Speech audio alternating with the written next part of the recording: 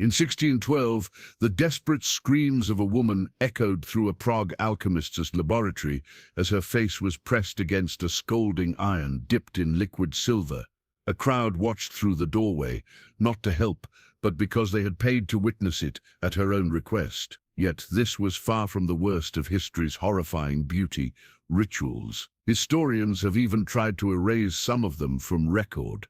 Among these gruesome practices were the white face paints that slowly rotted Queen Elizabeth I's skull while she was still alive, the deadly eye drops that blinded 37 women in a single year but continued to be used, and the silver treatments that permanently scarred noble women's faces black. Even more disturbing is that one of these methods remains legal today in 12 countries, using ingredients that might be sitting in your bathroom cabinet right now. If modern beauty standards seem extreme, history proves they're nothing new. And when it comes to molten silver, the truth is even more horrifying than it sounds. To understand how it all began, we must go back to 1550s Venice, where this macabre obsession with beauty first took root.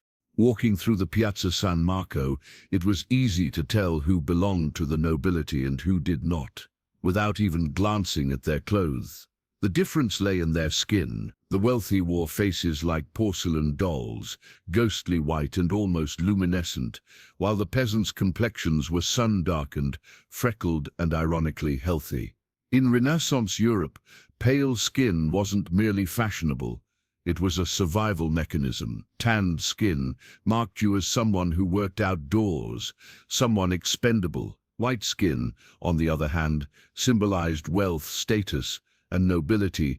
It meant you had never touched soil in your life. Women would go to any lengths to achieve that deathly pallor, and the beauty manuals of the era read more like torture guides than cosmetic instructions. They recommended concoctions of lead-based paints, mercury compounds, and arsenic mixtures, all applied daily for years. These women watched themselves slowly waste away in their mirrors. Fully aware of the danger, physicians of the time even documented what they called the beauty death, noting its grim progression: first tremors, then hair loss, teeth falling out, skin graying, descent into madness, and finally, merciful death. The average life expectancy for noble women who used cosmetics regularly was only 37 years. Yet they didn't stop, because in that world, to appear anything less than pale was social suicide. Better to die beautiful at 37, they believed, than to live ugly until 60. Now let's look at exactly how women of the Renaissance achieved this deadly illusion of perfection, beginning with the cosmetic that claimed more lives than any disease of the era. Method number 1. Venetian ceruse. The foundation that quite literally melted your face off. Imagine being a 16-year-old noblewoman preparing for your debut ball. Your lady's maid brings you a small ceramic pot of white paste, faintly scented with vinegar. With careful strokes, she paints it onto your skin, layer after layer, until your natural complexion vanishes beneath an ivory mask. What you may not realize, or perhaps choose to ignore, is that you're covering your face in a deadly cocktail of white lead, mercury, and arsenic. The formula, published in 1562 by Giovanni Marinello in The Ornament of Women, contained enough poison to kill a horse, but it worked. Your skin gleamed with a flawless, ghostly glow, smooth, radiant, and utterly unnatural.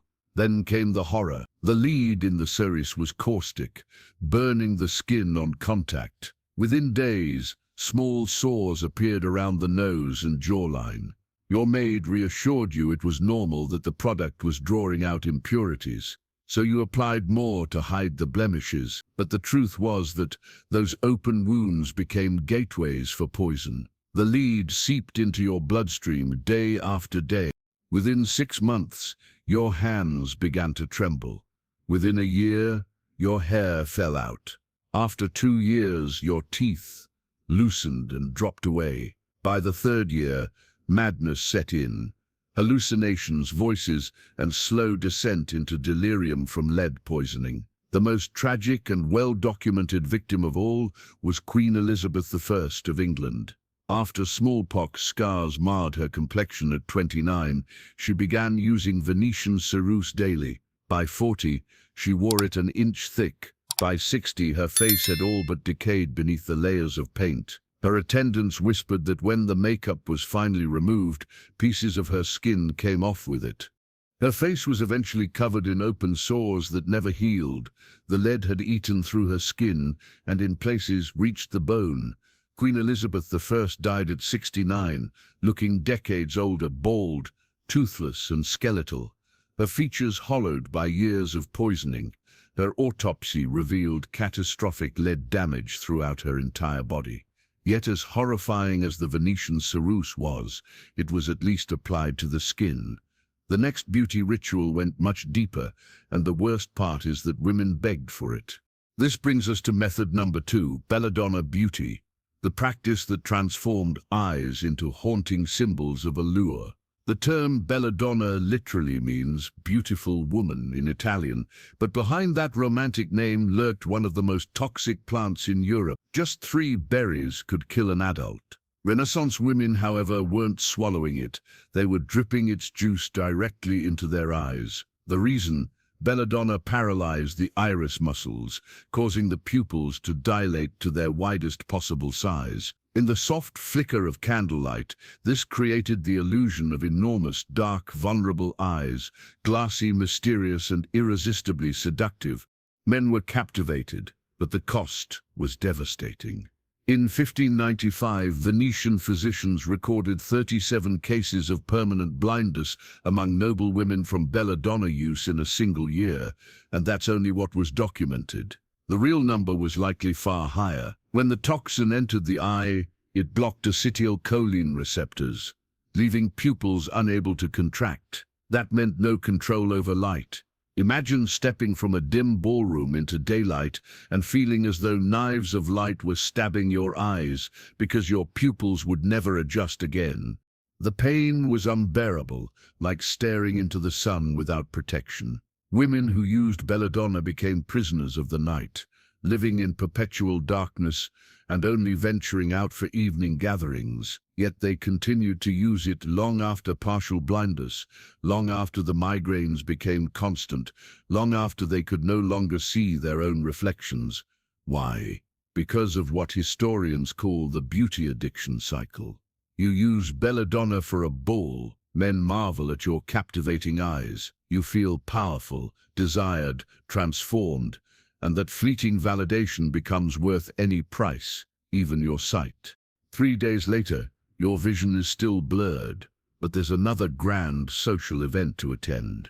Do you skip the belladonna and risk looking ordinary, or do you apply it again, accepting the damage for that fleeting sense of beauty and admiration? You already know what thousands of women chose. Estate records reveal that some noble women spent the equivalent of $50,000 a year in today's money on belladonna drops. They were both physically and psychologically addicted to a poison that was destroying their sight. Yet in a tragic twist, these women chose their poison. They knew the risks, understood the cost, and still decided that beauty was worth blindness. But the next method was different. The silver treatment. The women who endured it had no choice, and the truth behind it is far darker than the myth of molten silver. If you've made it this far, you're ready for the darkest chapter in this story, where vanity turns into violence. This is method number 3. The silver infusion, a ritual so cruel it crossed the line from tragedy to crime. Let's dispel the myth first. Women were never dipped into molten silver. That gruesome image is the result of mistranslation and centuries of exaggeration.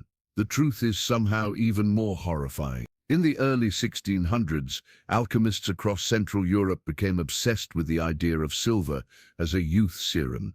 They experimented with silver nitrate, a caustic compound that burns living tissue on contact. Their theory, though insane, followed a twisted kind of logic for the pre-scientific age. Since silver doesn't tarnish easily, perhaps infusing the skin with it would prevent aging too. In 1612, a so-called beautician named Johann Conrad Dippel a failed alchemist later infamous for inspiring legends of Frankenstein, was put on trial in Prague for manslaughter. His crime, convincing 12 noble women to undergo his argentum treatment, a silver infusion procedure he claimed would preserve their youth forever. Imagine being one of his clients, a 35-year-old countess terrified of losing her beauty. Dipple promises you eternal youth for the modern equivalent of 80,000. In his laboratory, he seats you rigidly upright, straps your head still, and begins brushing a concentrated silver nitrate solution onto your face. At first it feels cool, almost soothing, but within 30 seconds the burning begins. Slow, deep, and unbearable, as though your skin is being scorched from the inside out. Then the pain intensifies. It feels as though your face is engulfed in flames. You scream, but Dipple calmly insists that it's normal, that the silver is bonding with your skin. In reality, something far more sinister is happening. Silver nitrate is a powerful oxidizing agent. It's literally burning through the skin, destroying living cells and searing deep into the dermis. When exposed to light, the silver compounds trigger a photochemical reaction, turning black as they oxidize. Within 48 hours, your face begins to darken. Within a week, black stains spread across your cheeks, forehead and nose, precisely where Dipple applied the most concentrated solution. After a month, your once pale skin is mottled, bruised and permanently disfigured. There is no cure. The silver has bonded to your tissue at a molecular level, fusing itself with your skin forever. Of the 12 noble women Dipple treated, 3 took their own lives within the year, unable to bear the horror of their appearance. 5 retreated to convents, spending the rest of their lives hidden behind veils. The remaining 4 sued him, leading to his trial and eventual execution. Yet Dipple was not alone. Court records from Vienna, Munich and Prague describe at least 50 similar cases between 1605 and 1620. The practice was eventually abandoned, not because authorities suddenly cared about women's safety, but because the results were too hideous to conceal.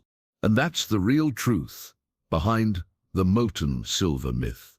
Women were not plunged into vats of liquid metal. Instead, they endured chemical torture disguised as beauty therapy, a pseudo-scientific horror sold to the desperate and the vain, those who trusted the wrong hands in the pursuit of eternal youth. You might think this was the darkest chapter in cosmetic history, that at least we've moved past such barbarism. But you'd be wrong, because the next method makes every beauty ritual before it look merciful by comparison. Method number 4 wasn't a beauty product at all. It was mass murder dressed as skincare, and it inspired every vampire legend you've ever heard. In 1610, Hungarian authorities stormed Chashte Castle and uncovered horrors so grotesque that the details were buried from public record for nearly 2 centuries. The castle's mistress, Countess Elizabeth Bathory, stood accused of torturing and murdering an estimated 150 young women over a span of 25 years. Her motive? The obsessive pursuit of eternal beauty. Let's be clear, Elizabeth Bathory was not some mythical vampire of folklore. She was a real historical figure, born into one of Europe's most powerful noble families, who genuinely believed that bathing in the blood of virgin girls would preserve her youth forever. For more than 2 decades, her wealth and influence rendered her untouchable, allowing her to commit atrocities in plain sight. The testimony from her eventual trial is almost unbearable to read.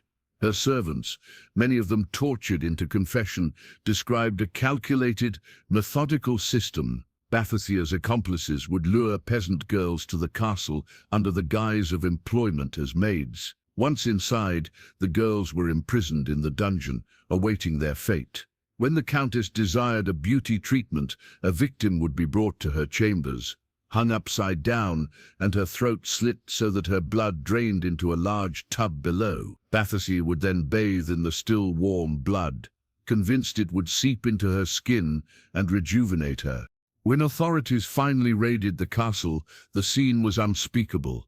They discovered mutilated corpses in various stages of decay, some freshly killed, others years old. The dungeon floors were stained black with layers of dried blood, the air thick with rot and death. Yet what makes this story even more disturbing is that Bathory's delusion wasn't entirely unique. In the elite circles of early modern Europe, blood bathing was whispered about as a legitimate beauty ritual, a macabre extension of the era's belief that youth and purity could be absorbed from the young and the innocent. Elizabeth Bathory merely took that belief to its ultimate monstrous extreme. Several beauty manuals from the Renaissance era actually recommended the blood of virgins as a topical youth treatment, a grotesque reflection of the period's obsession with purity and youth. Elizabeth Bathory didn't invent this idea. She simply took it to its most extreme literal and evil conclusion. She wasn't merely a deranged murderer operating in isolation. She was the inevitable product of a culture that told women their worth diminished with every passing year, and that any sacrifice was justified in the pursuit of beauty. Her 1611 trial was a spectacle. Bathory's servants, accused of aiding in her crimes, were executed publicly. But the Countess herself was far too powerful, her noble lineage too influential, for the crown to risk executing her. Doing so would have disgraced her entire family and potentially thrown the Hungarian aristocracy into chaos. Instead, they chose a punishment both symbolic and cruel. Elizabeth Bathory was walled up alive inside her own castle. The windows and doors of her bedchamber were bricked over, leaving only a narrow slot through which food and water could be passed. She lived entombed in total darkness for 4 long years before dying in 1614. When her chamber was finally opened, witnesses described her as ancient and shriveled, her hair grey and her features unrecognizable. All that blood, all those lives had bought her nothing. Modern archaeological excavations at Suchasta Castle have since confirmed many details from the trial records. The presence of a dungeon fitted with drainage systems for blood disposal and skeletal remains showing unmistakable signs of systematic torture. Elizabeth Bathory was not a legend. She was horrifyingly real.